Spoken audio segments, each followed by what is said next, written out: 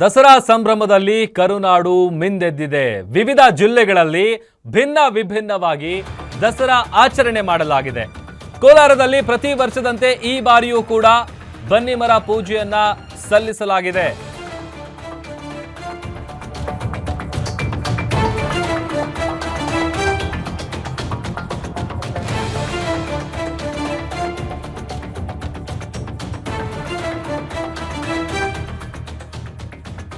ಕೋಲಾರದಲ್ಲಿ ಪ್ರತಿ ವರ್ಷದಂತೆ ಈ ಬಾರಿಯೂ ಕೂಡ ಬನ್ನಿಮರ ಪೂಜೆಯನ್ನ ಮಾಡಲಾಗಿದೆ. ಪುರಾಣ ಪ್ರಸಿದ್ಧ ಆಂಜನೇಯ ಸ್ವಾಮಿ ದೇಗುಲದಲ್ಲಿ ಬನ್ನಿಮರ ಪೂಜೆಯನ್ನ ಮಾಡಲಾಗಿದೆ.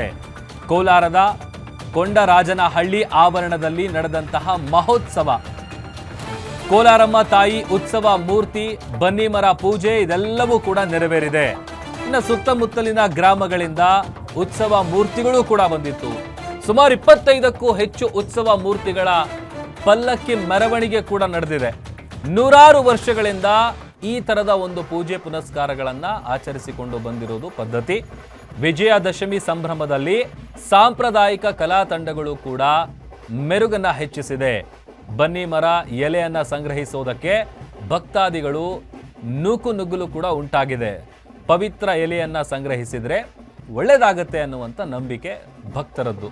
ಹಾಗಾಗಿ ಅದನ್ನು ಸಂಗ್ರಹಿಸಬೇಕು ಅಂತೇಳಿ ಅಲ್ಲಿ ಭಕ್ತಾದಿಗಳ ನಡುವೆ ನೂಕುನುಗ್ಗಲು ಕೂಡ ಉಂಟಾಗಿದೆ. ದೃಶ್ಯದಲ್ಲಿ ಗಮನಿಸ್ತಾ ಇದ್ದೀವಿ ನೋಡಿ. ಪ್ರತಿ ವರ್ಷ ಕೂಡ ಇದೇ ಥರದ ಬನ್ನಿಮರ ಪೂಜೆಯನ್ನು ಮಾಡುವಂಥದ್ದು ವಾಡಿಕೆ.